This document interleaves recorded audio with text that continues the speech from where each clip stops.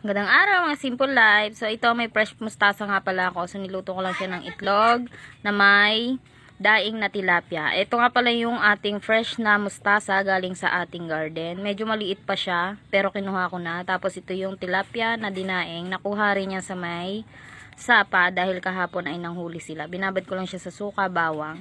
Tapos nag-start na ako ditong magprito habang nilalamas ko tong mustasa sa asin para matanggal ko yung pait-pait niya kasi matabya po yung mustasa na yan.